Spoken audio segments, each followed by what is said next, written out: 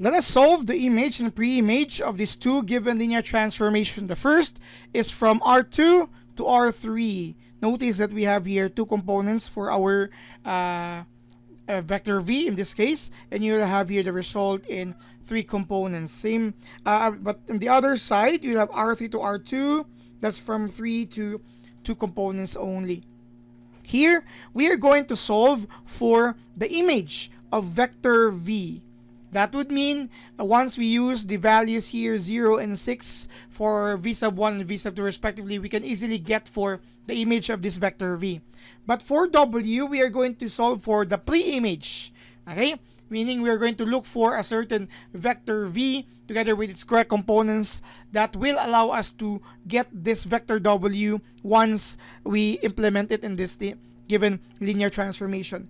So same thing here. This is to we're going to use this vector v for its and solve for its image, w for its pre-image. We can start here, but of course we'll have a transformation of vector v. These are vector v here. We're just simply going to solve for its image. You'll have v sub 1 and v sub 2. Our v sub 1 is 0. Our v sub 2 is 6. And by solving that, simply use this definition here. So your first is twice your v sub 1, which is 0, minus, twice your v sub 2 rather, which is 6, v sub 2, minus v sub 1, which is 0. Then v sub 1, and then v sub 2.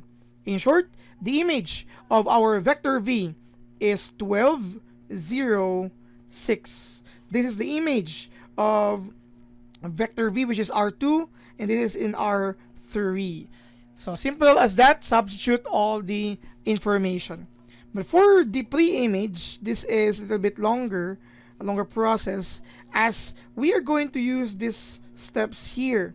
Of course, per definition, this is our definition. 2v sub 2 minus v sub 1. You have v sub 1 and you have v sub 2 here. This entire expression must be equal to your vector w as an element of our codomain. In short, we're just going to solve for v sub 1 and v sub 2. We only need two components for our image since it's on R2. So this is 2v sub 2 minus v sub 1.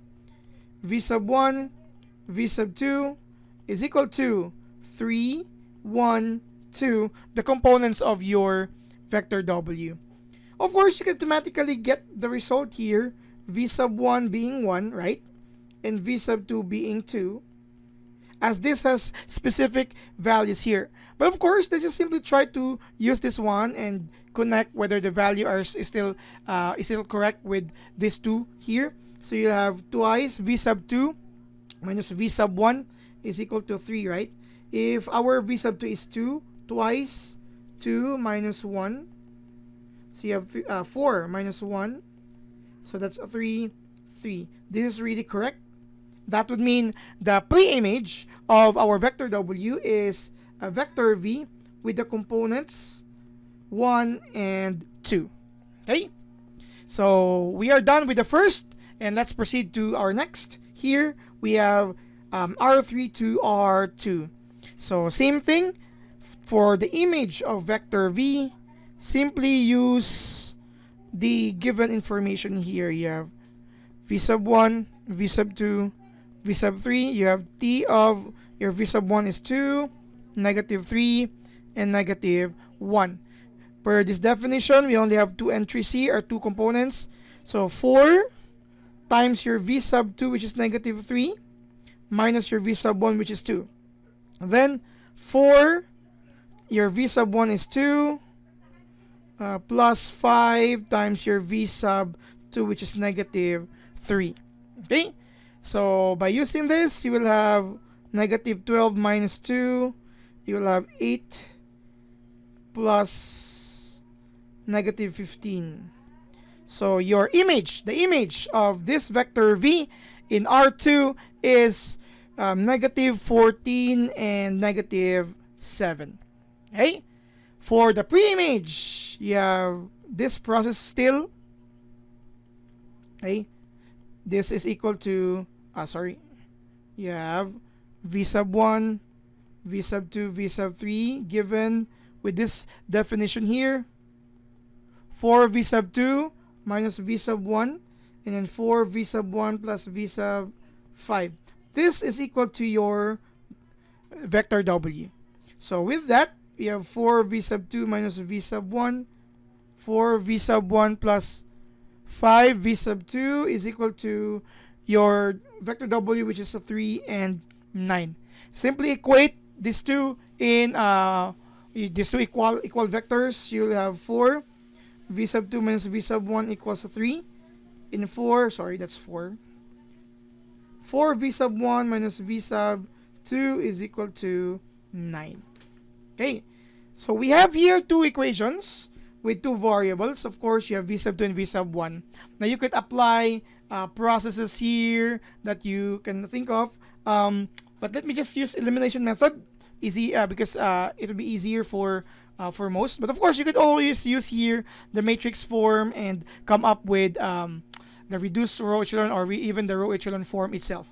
So I'm going to multiply this with a certain a constant, which is 4, so that this would become 16 v sub 2 minus 4 v sub 1 is equal to 12. I have here 4 v sub 1, this is plus 5 v sub 2 is equal to 9.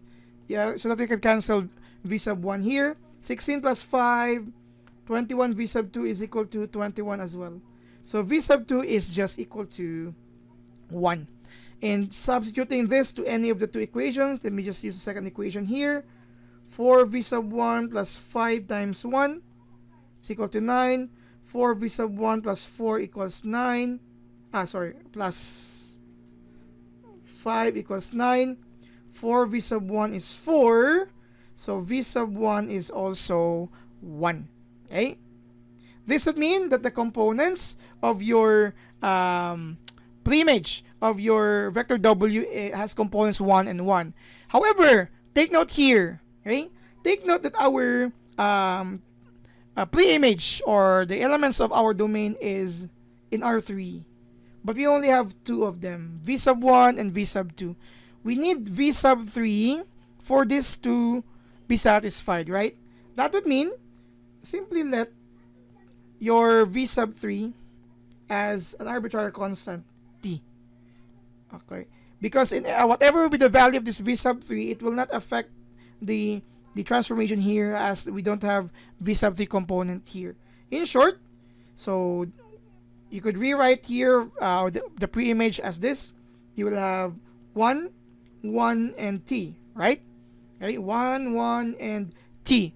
But we could also represent this in the form of a set, so it would be better as we have infinitely many values here, t, such that t is an element of R. Okay, so this describes all possible vectors with t equal to any constant or any value element of R that will give us the same image of 3 and 9. So this is all about for this 3 linear transformation from R2 to R3 and R3 to R2 in solving for the image and preimage of this given linear transformation. Thank you very much for watching.